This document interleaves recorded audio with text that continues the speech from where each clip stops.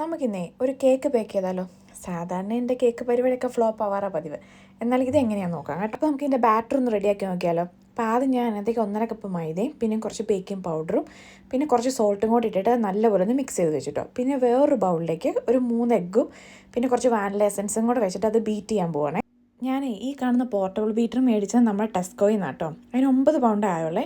സാധനം budget friendly ആണ്, എന്നാൽ പെർഫോമൻസ് നല്ല അടിപൊളിയായിരുന്നു കേട്ടോ. അപ്പോൾ എഗ്ഗ് ഒന്ന് ബീറ്റ് ആയി കഴിഞ്ഞപ്പോൾ ഞാൻ ഒരു 3/4 കപ്പ് പഞ്ചസാര അതിനകത്തേക്ക് ഇട്ടേ, എന്നിട്ട് അതും കൂടെ നല്ലപോലെ ഒന്ന് ബീറ്റ് ചെയ്തു കേട്ടോ.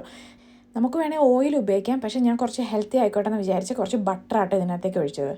അപ്പോൾ ഇതെല്ലാം കൂടെ നല്ലപോലെ ബീറ്റ് ചെയ്ത് വെച്ചതിന് ശേഷം ഞാൻ നേരത്തെ റെഡിയാക്കി വെച്ച മൈദയില്ലേ, അത് ഇതിനകത്തേക്ക് കുറച്ച് ഇട്ട് കൊടുത്തിട്ട് ഒന്നും കൂടെ ഒന്ന് ബീറ്റ് ചെയ്തെടുത്തിട്ടോ. മൊത്തത്തിൽ ചെറിയൊരു കയ്യബദ്ധം പറ്റിയിട്ടോ. അതിപ്പോൾ ആർക്കായാലും പറ്റുമല്ലോ, മൈദ ഇച്ചിരി കൂടിപ്പോയി. അതുകൊണ്ട് കുറച്ച് പാലൊഴിച്ച് ബാറ്റർ ഒന്ന് അഡ്ജസ്റ്റ് ചെയ്തേ. പിന്നെ പാലൊഴിക്കുന്നതുകൊണ്ട് വേറെ കുഴപ്പമൊന്നും ഉണ്ടാവില്ല, കേക്ക് കുറച്ചുകൂടെ സോഫ്റ്റ് ആവും. അപ്പം ഞാൻ ശരിക്കും പറഞ്ഞിന്ന് ഉണ്ടാക്കാൻ വന്ന മാർബിൾ കേക്കാട്ടോ.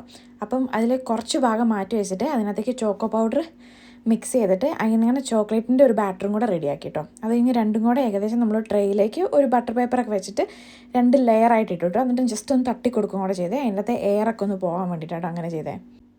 പല ലെയറായിട്ടാട്ടോ ഞാൻ ഒഴിച്ചത്. അങ്ങനെ ലാസ്റ്റ് അതിൻ്റെ മേലെ ഒരു കമ്പും കൊണ്ട് ഇങ്ങനെ ഡിസൈൻ പോലെ അങ്ങോട്ടും ഇങ്ങോട്ടും ചുമ്മാ ഒരു കുത്തി വരാം, അത്രേ ഉള്ളൂ. ഈ ഡിസൈൻ എങ്ങനെയുണ്ട് ഗൈസ്? അടിപൊളിയായിട്ടില്ലേ? അതിനുശേഷം നേരത്തെ ഹീറ്റ് വെച്ച ഓവനിലേക്ക് ഏകദേശം 35 തൊട്ട് 45 മിനിറ്റ് വരെ വെച്ചു കേട്ടോ. ഇനി എൻ്റെ മെയിൻ കലാപരിപാടി കേട്ടോ. ഇടയ്ക്കിടയ്ക്ക് ഓരോ കമ്പെടുത്ത് ഇന്നെ കുത്തി നോക്കിച്ച് നോക്കൂ കേട്ടോ. സംഭവം എന്താണെന്ന് അറിയണ്ടേ? ഏതായാലും ഈ സംഭവം റെഡി ആയിട്ടുണ്ട് കേട്ടോ. ഏകദേശം 45 മിനിറ്റ് നമ്മൾ വെച്ചേ. അതിൻ്റെ മേലൊരു സ്കാറൊക്കെ ഉണ്ട്. ഇതെന്താ വല്ല സർജറിക്കും പോയിട്ട് വന്നാണോ? ഇത് ഒരുപാട് ചൂടാവുന്നതിന് മുമ്പ് ബട്ടർ പേപ്പറിൽ നിന്ന് എടുക്കുന്ന കേട്ടോ നല്ലത്, അല്ലാതെ ഇതിൽ കുറച്ച് ഒട്ടി പിടിച്ചു പോകാൻ ചാൻസ് ഉണ്ട്. അപ്പം നമ്മളിത് ഇപ്പോഴും ആവി പറക്കുന്നുണ്ട്. സംഭവം നമ്മളെടുത്ത ടേബിളിലേക്ക് ഒന്ന് ആവി പറക്കാൻ വേണ്ടി വെച്ചതാട്ടോ. ഇനി എന്നിട്ട് കട്ട് ചെയ്യണ്ടേ.